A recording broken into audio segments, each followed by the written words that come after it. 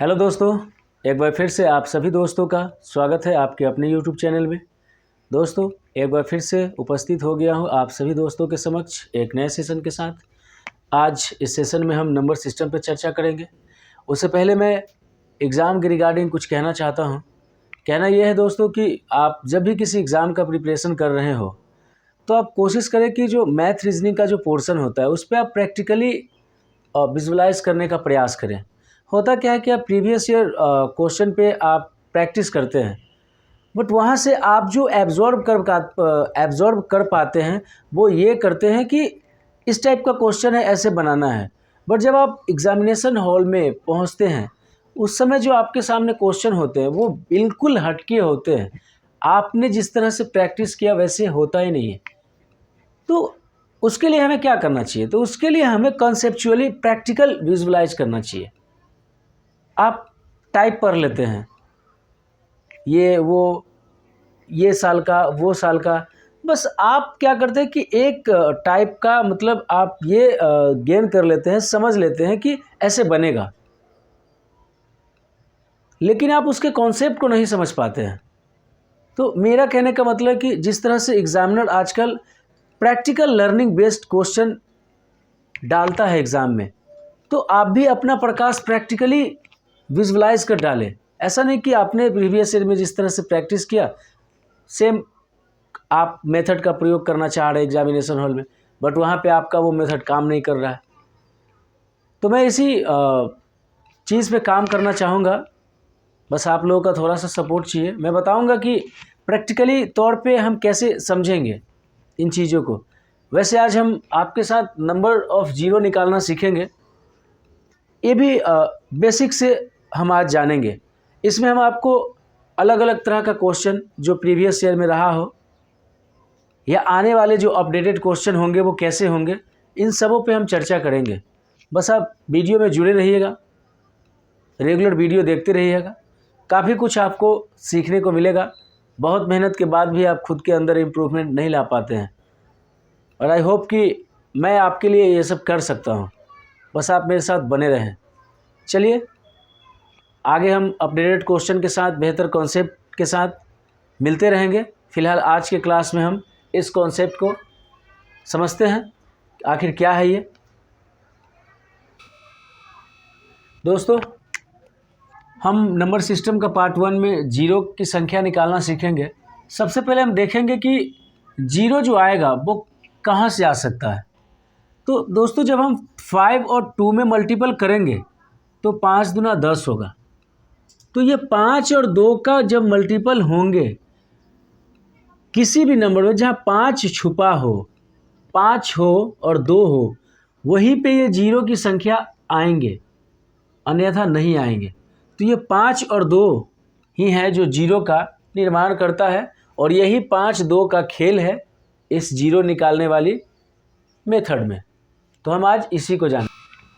जैसे देखेंगे दोस्तों, ये 5 है, 5 गुने 5 गुने 2, इसमें क्या आएंगे जीरो की संख्या? तो इसमें 50, एक ही जीरो की संख्या आएंगे। क्यों? यहाँ पे सिंगल 5 है, यहाँ पे सिंगल 2 है, एक और 5 है, तो इसके सापेक्ष में कोई दूसरा 2 नहीं है, इसलिए जीरो की संख्या यहाँ एक ही रहेंगे। तो 2-5 का जहाँ पेयर बनेंगे दोस्तों, 2 और 5 का जहाँ पे पेयर बनेंगे, जीरो वहाँ पे 1 होंगे, जीरो की संख्या 1 होंगे।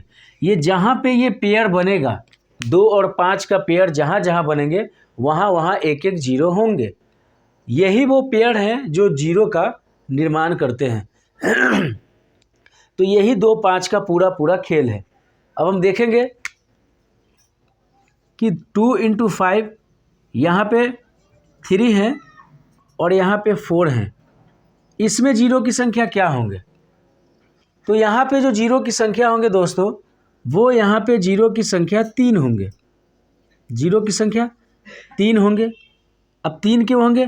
क्योंकि 2 का पावर 3 और 5 का पावर 3, यहाँ पे दोनों सेम है, यानी जितना 2 है उतना 3 है, तो जितना इनका पेयर होगा उतना जीरो होंगे। इसी तरह से अगर रहे 2 के पावर 5 एंड 5 टू पावर यहाँ पे 4 कर दें तो यहाँ पे आंसर क्या होगा? अब 5 होगा ना 4 होगा, तो यहाँ पे दोस्तों 4 होंगे। अब आप बोलेंगे कि ऐसा कैसे हो सकता है, ये 5 है ये 4 है, तो मैंने क्या बताया, जहाँ पे ये पेयर बनेंगे वही 0 हो सकते हैं। तो इस पे तो पावर 5 है, यानी 2 5 है, लेकिन 5 4 ही हैं, तो पेयर जो बनेंगे वो 4 ही बनेंगे। आप ऐसे समझे कि यदि कोई आपके पास छोटा सा कोई इंडस्ट्री है किसी चीज़ का, आप मतलब कि कोई प्रोडक्शन तैयार करते हैं, प्रोडक्ट तैयार करते हैं, और वो जो प्रोडक्ट आप तैयार करते हैं किसी डब्बे में बंद करते होंगे, तो आपने बहुत सारा प्रोडक्ट तैयार किया, 10 डब्बे इतना आपने प्रोडक्ट तैयार किया, बट आपके पास अभी अवेलेबल जो है वो 5 ही हैं, तो वो बाहर कितने निकलेंगे? 5 ही डब्बा निकलेंगे ना, 5 ही डब्बा निकलेंगे। अब मान लीजिए कोई गाड़ी है, बाइक ही बन रहा है, अब कोई बाइक का पूरा पार्ट कोई अलग बनाता होगा, उसने आपको 10 पार्ट दे दिए बाइक का पूरा बना के, और सिर्फ आप हैंडल बनाते हैं, बाइक में सिर्फ हैंडल बनाते हैं। तो अगर पूरा पार्ट मिलने के बाद भी हैंडल 10 पार्ट मिले, हैंडल आपके पास 5 ही हैं, तो फिर तो 5 में ही लगेंगे ना, वो 5 ही बाइक बाहर निकलेंगे। तो वही बात यहाँ पे है कि जितने पेयर होंगे 0 भी उतनी ही होंगे, तो ये 2 5 का पेयर ही 0 का निर्माण करती है। आई होप कि आपको समझ में आया होगा। 2 5 जहाँ पे भी दिखेंगे वहाँ 0 का निर्माण होगा। और इस तरह के क्वेश्चन में मिनिमम वैल्यू लिए जाते हैं। मिनिमम वैल्यू, जब भी ये पावर वाली बात हो तो आप मिनिमम वैल्यू लेंगे। मिनिमम वैल्यू वाला जो होता है वो क्या होता है? आंसर होते हैं। तो यहाँ पे 4 है और यहाँ 5 है, तो मिनिमम वैल्यू वाले ही क्या लिए जाएगा? नंबर लिए जाएंगे। तो चलिए दोस्तों, दूसरा क्वेश्चन के माध्यम से और बेहतर ढंग से इसको समझते हैं। दोस्तों, यदि 5 के पावर 2 इंटू 2 के पावर 3 हो तो इसमें 0 की संख्या कितनी होगी? 0 वाट कितना होगा? तो मैंने बताया, जब भी इस तरह की कोई कंडीशन या फॉर्मेट आपको दिखे 0 वाले क्वेश्चन में, तो आप याद रखें कि इसमें हमेशा मिनिमम वैल्यू ही आंसर होते हैं। तो ऐसी स्थिति में यहाँ पे क्या हो जाएंगे? जो 2 होंगे, मिनिमम वैल्यू क्या है? 2, क्योंकि 2 ही पेयर बन रहे हैं 2 और 5 का। 2 3 टाइम्स है बट 5 2 टाइम्स ही है, तो पेयर 2 ही है, इसलिए 0 की संख्या क्या हो जाएंगे? 2 हो जाएंगे। चलिए दोस्तों, इसे देखते हैं। अगर 100 का फैक्टोरियल निकालना हो, जैसे बोला जाए कि 100 का फैक्टोरियल, इसमें 0 की संख्या कितनी होगी? मतलब आप इसको 1 इंटू 2 इंटू 3 ऐसे करके आप 100 तक लिख सकते हैं। तो ऐसी स्थिति में कितने होंगे? ऐसे स्थिति में 0 की संख्या कितनी होगी? तो आप एक बात यहाँ पे ध्यान से देखेंगे कि यहाँ पे 2 की संख्या ज़्यादा होगी या 5 की? क्योंकि आपको पता है ऐसी स्थिति में, ऐसी स्थिति क्या मतलब कि जो 0 वाली जो कॉन्सेप्ट है उसमें हम मिनिमम वैल्यू ही आंसर के तौर पे लेते हैं। तो 2 और 5 में जो मिनिमम होंगे वही हमारा आंसर होगा।